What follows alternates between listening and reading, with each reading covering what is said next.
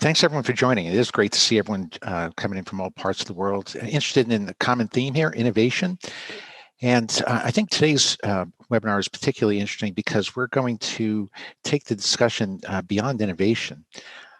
We all know that jobs theory puts a very different lens on how to create growth strategies and so on. But today we're going to look through strategy and look at strategy through a jobs to be done lens. So we're going to take that same perspective that we use that Theodore Levitt has made famous. People don't want the quarter-inch drill; they want the quarter-inch hole. In other words, people are trying to buy products and services to get a job done. And what we want to really explore today is getting into why they want to buy them and how we can help them, how we can create products and services that will help them get their jobs done better. So people buy products and services to get a job done, but why? Because they're trying to get those jobs done better and or more cheaply. Now, this seems pretty simplistic, but this thinking sets the stage for a framework around which it becomes possible to figure out what strategies a company should pursue in order to win in a given market. So we're going to cover a lot of material today to help you answer this question. And hopefully you'll be able to take these insights and put them to practice and be successful innovators and strategists on your own. So let's get started. So when we start thinking about this, of course, people get a job done better and or more cheaply. So that limits our options as innovators. We can either help them get the job done better, more cheaply, better, more cheaply, and some other variations of this. So let's cover that first. I like putting this in a matrix to help simplify this.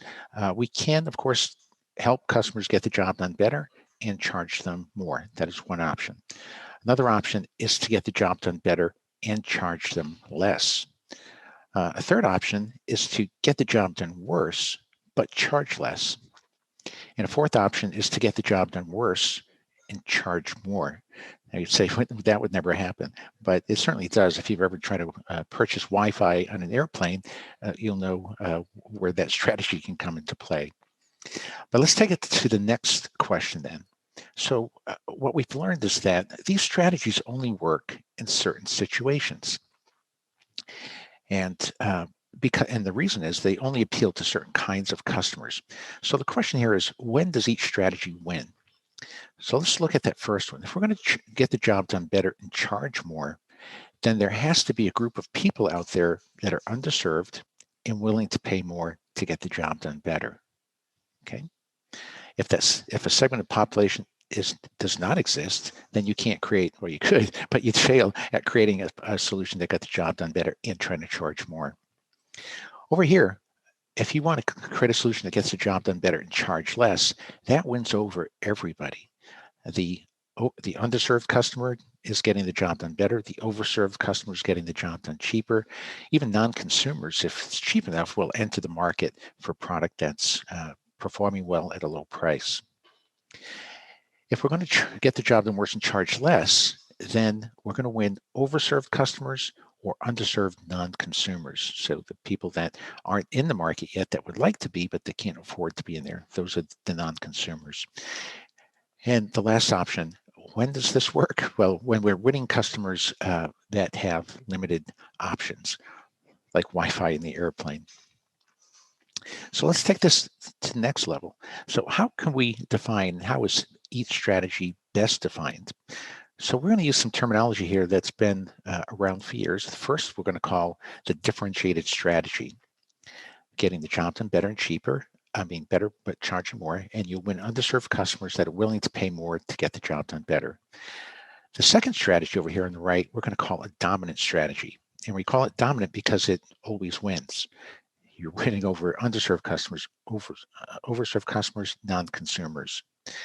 And the bottom right, we're going to call this a disruptive strategy. This comes right out of the late Clay Christensen's thinking, where we're getting the job done worse, but charging less. And final strategy here, we're going to call it a discrete strategy. But you'll notice in the headline, we're saying there's 5 strategies for growth. So what is the 5th one? Well, that is the one that sits right in the middle. And a sustaining strategy is also possible. And this typically comes into play when customers are well satisfied with the performance and the price of the product. And you can make incremental improvements and maybe get the job done a little bit better or maybe a little more cheaply, but it's really hard to move strongly in any of the other directions. So let's look at this model and apply it. Now, what we've learned over the years is that pursuing multiple strategies is often the key to success, not just one. If you want to lead in the marketplace, going after multiple types of customers, the overserved, the underserved, is really the key to success, very much like Uber has done. So if you look at their product line, you can see the Uber Select, for example, aimed at people that were underserved and wanted to get the job done better and are willing to pay more for that service. Now, not everybody wants to get the job done better and pay more. There was certainly a big segment out there that wanted to get the job done better than taxis and pay less. So that's why they came up with UberX, very specifically to get the job done better, faster, cheaper than a taxi. They also pursued what we'd call a disruptive strategy with UberPOOL, which inevitably requires people to share a ride with other people. So it's adding inconvenience, but at a lower cost. And then from a discrete strategy standpoint, they've really perfected surge pricing. So when supply and demand are out of balance, they can adjust the prices accordingly and create fair market trades. So they've mastered all these different kinds of strategies to really disrupt the entire industry, if you will, if I can use that word a little bit differently. So the interesting thing here is a good product portfolio will address each segment of opportunity that exists. Again, those are the underserved customers, the overserved customers, non-consumers, so on. So the next question is, well, how do you figure out if there are under or overserved customers? Well, that's where outcome-driven innovation comes into play. It's all part of the approach that we've introduced for years. It starts by defining the market as a group of people plus the job they're trying to get done. Next, we define needs as the metrics they use to measure success when getting the job done. Third, quantitative research reveals where customers are underserved and overserved along each outcome. And this is key to segmentation, which is based on those unmet needs. So we're quite literally segmenting around unmet needs to see if there are segments of people that are under and overserved. And then with this information, of course, we can go on to formulate a winning strategy, which includes a value proposition, a winning product concept, M&A strategy, R&D investment strategy, and so on. When we execute this process, we go into a lot of detail in terms of capturing the outcomes. So those of you familiar with this, and if you're not, you can certainly pick up a book that will advertise a bit later for free. But the goal is to understand the job steps, and all the outcomes that customers are trying to achieve. And what I wanted to do here is cue up this example of a job that surgeons are getting done, removing an anatomical structure surgically. And you can see all of the metrics they use to measure success as they go about and get their job done. So we call these metrics their desired outcomes. And you can see very specifically, they are granular statements like number 26, minimize the likelihood that bleeding occurs when terminating the blood supply to the targeted structure. Very specific. They're instructions that guide the innovation process. So with these inputs in a survey, we're able to figure out, are there segments of people with different unmet needs? There might be some people that think outcomes 40 and 41 here are really important and unsatisfied. There may be others that think they're not important and well satisfied, and they're overserved. So this is what we want to figure out. Again, we do this quantitatively through surveys. We ask people to tell us the importance and satisfaction of each of the outcomes, and then we segment the market. So quite literally, as I was saying, a third of the population may think that outcomes 10, 20, and 30 are really important and unsatisfied. So it's an underserved segment. Another third of the samples a sample may think that outcomes 40, 50, and 60 are unimportant and very satisfied, making them overserved. A third sample could come up with any other mix, could have a few underserved outcomes and a few overserved outcomes, and so on. So we quite literally place people in these segments based on the way they answer the questions, and then we can profile those segments to see if they're under or overserved. And this looks like something like this before we segment. So this comes from a study that we did with dentists, repairing a decayed tooth or filling a cavity, if you will. Before we segment it, it looks as though all their outcomes are evenly matched. They're fairly important, but fairly satisfying. Now, this is often what we see before we segment markets, and it really hides the real opportunity, because half the market could think all the outcomes are really important and unsatisfied, and the other half could think they're all unimportant and very satisfied. But when you group them all together, they come out in the middle. But when you segment the market, you get a very different picture.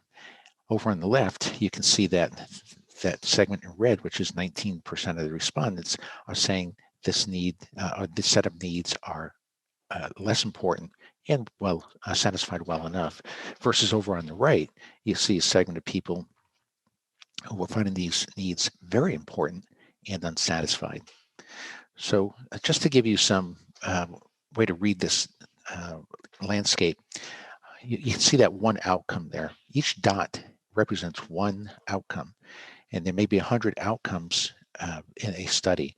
So 19% of those respondents in that red segment are represented by those 100 dots. The gold segment, another 100 dots, is 57% of the market, and 24% in the purple on the right. And you can see that they just view those needs very differently. The one on the right, minimize the time it takes to contour the filling, finds the need very important, not well satisfied. The one on the left finds it to be not that important and pretty satisfying.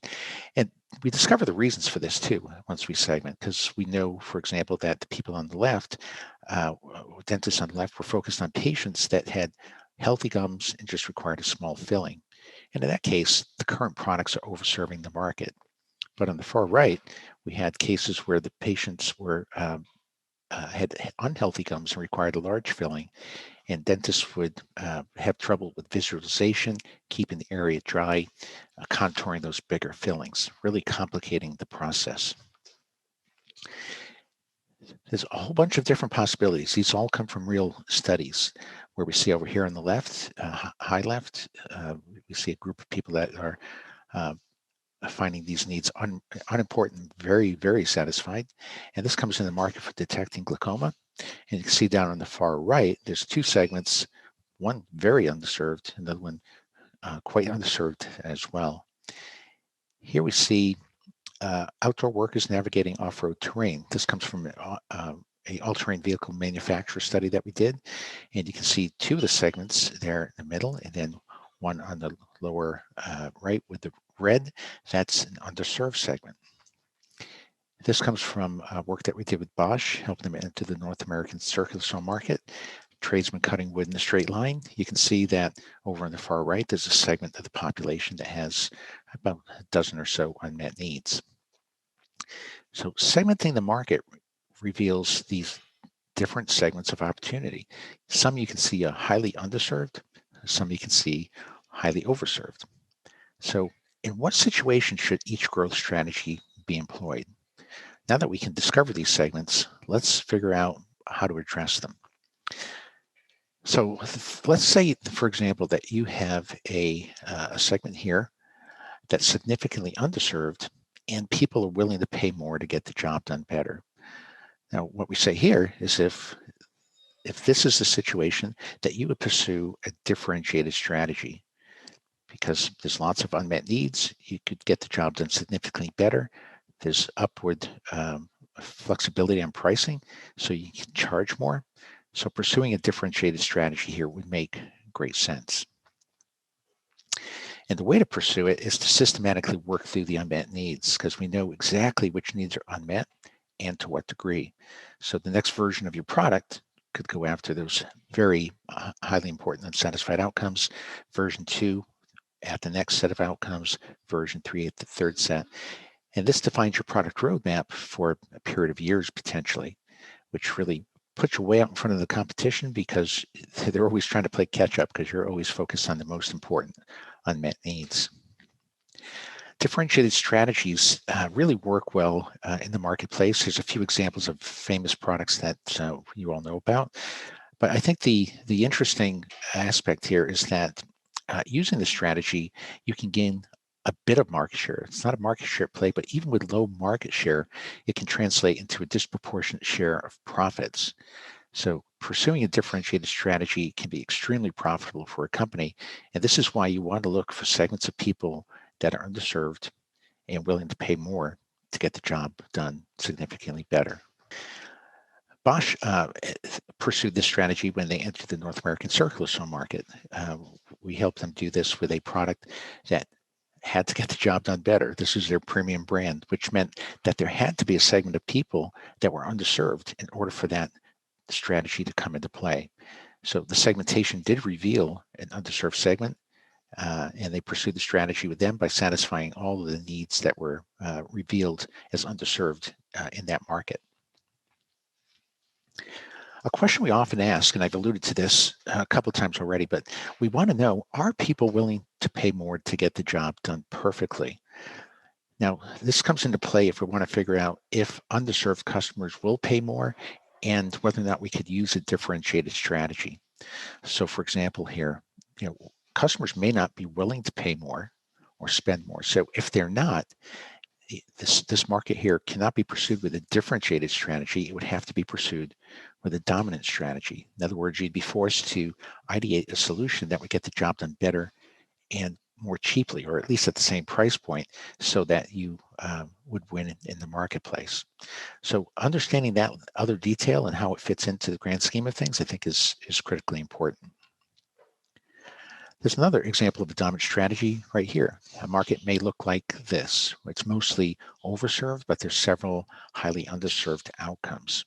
So here, pursuing this dominant strategy, you could target this group of outcomes here to get the job done better, and this group of outcomes to get the job done more cheaply. Right? So I think you get the general idea here, right? So some of the dominant strategy successes, these are just always big winners, right? Getting the job done better and cheaper wins everybody. It wins underserved customers. It wins overserved customers. It wins non-consumers. So if you can come up with a product, this makes sense, right? If you can come up with a product that gets the job done better and cheaper, that's certainly a winning scenario. And you can see that with examples such as Netflix and Google AdWords and Kroll as well, which we helped enter the e-discovery market after they made a couple of failed attempts trying to get the job done better and cheaper. We worked with them to figure out, well, what does better actually mean to the customers? So with those insights, they were able to create a new business, generated about $200 million in revenue after about 2 years, and they dominated the e-discovery space for good 10 to 15 years.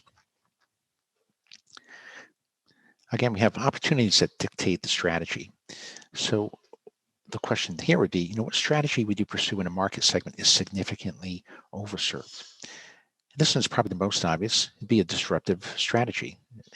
Let's get the job done worse, but charge less. And this strategy works in many cases, of course.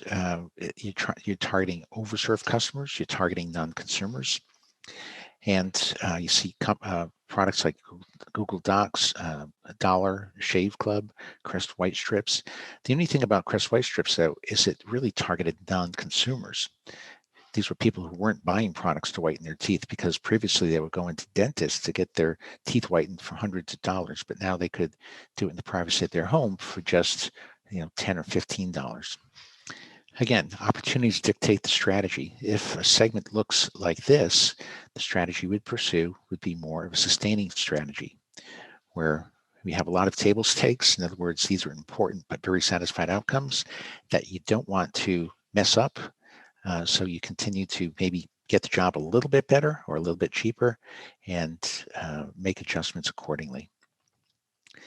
So with all this, the question then becomes, when should multiple strategies be employed, much like what Uber did? What we see is these multiple strategies are often required. It's more of the rule as opposed to the exception to the rule. Going back to dentists repairing a decayed tooth, the company we worked with here pursued 3 separate strategies. One was to take their existing products and improve them slightly along those outcomes that were just mildly underserved. Then they took their existing products and cost reduced them so they would be more appropriate for use in those cases where patients had healthy gums and required just a small filling. Then they invested in a new platform that would get the job done significantly better when in the most difficult cases where patients had unhealthy gums and required large fillings. Pursuing all three of those strategies gives them coverage over 100% of the market, much like Uber did, right? You want to cover 100% of the market, and by not pursuing multiple strategies, often that's just left wide open. In this case here, the ophthalmologist detecting glaucoma. Here we could pursue a disruptive strategy. Over here, a differentiated strategy. Two very different sides of the market, as you can see. And in fact, this was very interesting because the overserved customers were made up of a lot of the key opinion leaders inside that market. And while the top doctors found it fairly simple to get the job done, a lot of folks were just the opposite. They depended on the equipment to make a valid and effective diagnosis. Here we have the outdoor workers navigating off-road terrain. Here again, multiple strategies can be pursued. Sustaining strategies make sense for those two markets that are appropriately served, but there is that one segment here that could be pursued with a dominant strategy. Now, the reason this was dominant and not differentiated is because in this case, they were not willing to pay more to get the job done better. So again, knowing and having that piece of information as you're making your targeting decisions and your strategy decisions is absolutely critical.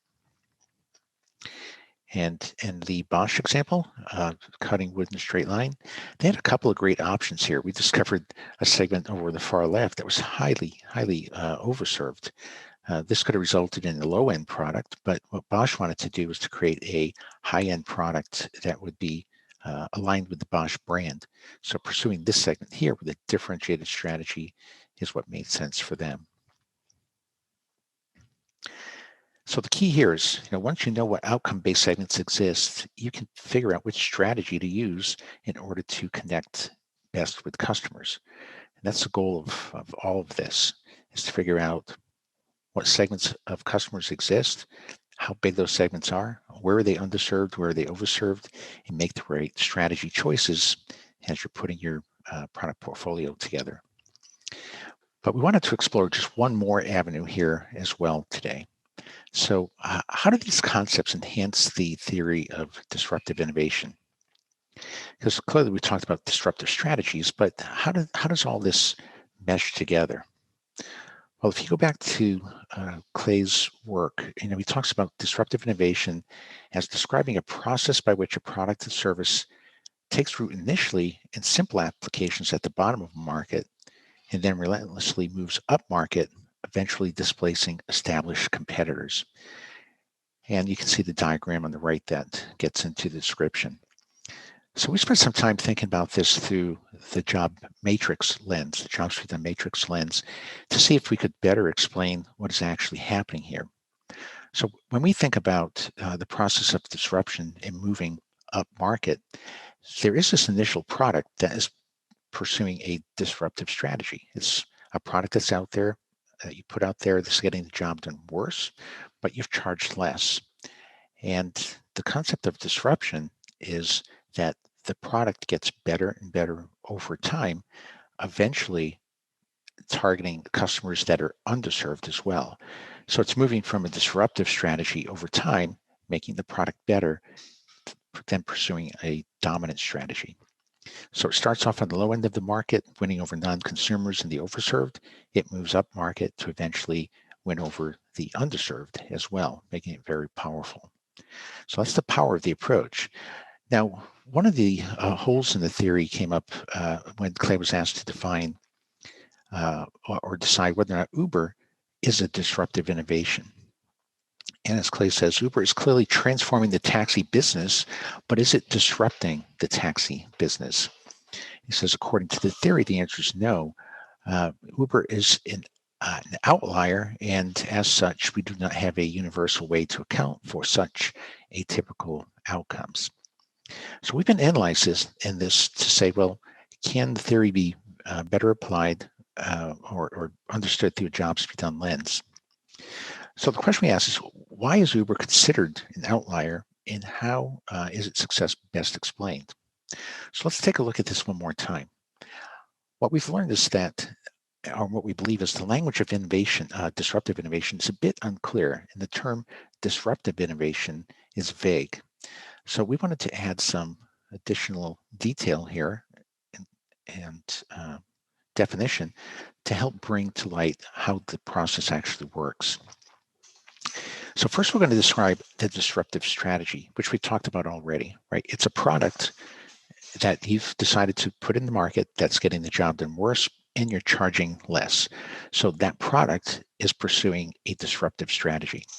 All right. So again, disruptive strategy describes a strategy employed for a specific product in a given situation. Then it's the concept of a disruptive technology. Not all products include disruptive technologies. In other words, a technology platform that facilitates or enables the process of disruption to occur. Product may not be amenable to improvement. It may be constrained to operate at low function. And if that's the case, then the process of disruption cannot occur. The third aspect here is the actual process of disruption, which describes a series of products initially employing a disruptive strategy and technology, which is improved over time to eventually get the job done better and cheaper than traditional solutions. So with that in mind, let's redefine a disruptive innovation. The way we want to say this is that disruptive innovation is a product that completes the process of disruption. So let's go back and ask the question, is Uber a disruptive innovation? Well, right up front, we can conclude no, because Uber is not a product. Uber is actually a company, right? And so therefore, it's not a disruptive innovation. UberPOOL, on the other hand, is the only Uber product that's designed to get the job done worse and more cheaply. So UberPOOL really is the only candidate for this analysis of whether or not Uber is disruptive. So let's reframe the question then. Is UberPOOL a disruptive innovation? In other words, is it a product that took root at the bottom of the market and then moved up relentlessly over time, displacing competitors at the high end? And I think we can pretty quickly see that UberPOOL employed a disruptive strategy aimed at the bottom of the market, but the product was not conceived around a disruptive technology. And so therefore, the mechanism for moving up market is not available to them, making UberPOOL a innovation that is not disruptive. So when we consider all that, let's come back to the other question. Well, how is Uber's success best explained? And I think it's best explained by understanding that they are pursuing the market from all angles. They're attacking taxi business from each angle. They're pursuing multiple strategies at the same time. They are targeting under and overserved segments with differentiated strategies, with disruptive strategies, with dominant strategies. They're even effectively deploying a discrete strategy, charging people more money for more service when demand does not meet overseas supply. And non-consumption is also being addressed with this less expensive UberPOOL as well. So they're bringing all these factors into play. And I think that by analyzing a market through this lens, we can think about disruptive innovations a bit differently. I wanted to throw this out here too. We're on the Zoom platform. Can this model explain Zoom's success? Well, let's take a look at this. Zoom employs a disruptive strategy, initially getting the job done worse, but at a fraction of the price of being there in person. Now, the product here is conceived around a disruptive technology, a software platform, cloud-based, that can be scaled very effectively. The mechanism for moving up market is available. And I think we've all witnessed this over the past 15, 16 months or so, where new product improvements are getting the job done better and better. And what I believe here is that Zoom is a disruptive innovation, even though it's still in the process of moving up market. But the point is, we can use this method and the framework to analyze successes of different companies and to guide the innovations in your own company as you start moving forward. So let's look at a revised theory of disruptive innovation. So what we want to say is the low-end disruptive innovation describes this process by which the company initially targets an underserved set of customers or non-consumers where the product that gets the job done worse, but is much cheaper. The offering is then improved over time because it is a disruptive technology and eventually gets the job done better than existing solutions. So it's quite literally moving from a disruptive strategy over time to the dominant strategy. It's interesting to keep in mind that the low-end disruption can only occur when the product technology holds the potential to get the job done better. Right? Now, what I also wanted to discuss here is the other possibility, a high-end disruption. It's the same type of phenomenon that's occurring, but in the opposite direction. A high-end disruption describes a process by which a company initially targets underserved customers who are willing to pay more to get the job done better with a product that costs more. So the product gets the job done better and costs more. And eventually, it too can work itself over to a dominant strategy where this product that once got the job done better and costs more now gets the job done better and costs the same or costs less with multiple iterations, moving down market, if you will, to disrupt people who are looking to get the job done better and cheaper. So this here, high-end disruption can only occur when the product technology holds the potential to get the job done more cheaply than the established products at the high end of the market. So with that, I wanted just to conclude a few key takeaways. These are things that I thought were important as part of the approach that we looked at today. First, people buy products to get a job done better and more cheaply. That's the reason they're buying. We know they're buying products to get a job done, but better and more cheaply. So we can only satisfy them if we're getting the jobs done either better or more cheaply. And while some customers may want to get the job done better, others may only want to get it done more cheaply. Some may be willing to pay more, others not. So knowing what under and overserved segments exist is really the key to knowing what strategies to pursue. And then choosing the right strategy to pursue in each targeted segment will vastly improve your chances of success. You know, if you go after inadvertently go after a underserved market with a product that gets the job done worse and you're charging less, it's going to fail. Or if you're going after a overserved segment with a product that gets the job done better and you want to charge more, that's going to fail. So knowing what segments exist and applying the right strategy for each segment is absolutely critical to success. Also, correctly choosing and deploying multiple strategies offers the path to market leadership. This is how you own the entire market, not just a segment of the market. So if you can have something for everybody, underserved, the overserved, the non-consumers, the price constrained, the folks that aren't price constrained, then you can own a market much like Uber has in its space. And lastly, understanding the dynamics of disruptive innovation through jobs be done lens really helps to explain and guide growth. Understanding how a low-end disruption works and how you can move from a disruptive strategy to a dominant strategy over time, I think is critical, as well as starting in the differentiated space and moving over to the right to a dominant strategy over time as well. It's a way to get yourself in a position to disrupt from either the high end or the low end, eventually ending in the same spot in the dominant strategy position, getting the job done better and more cheaply.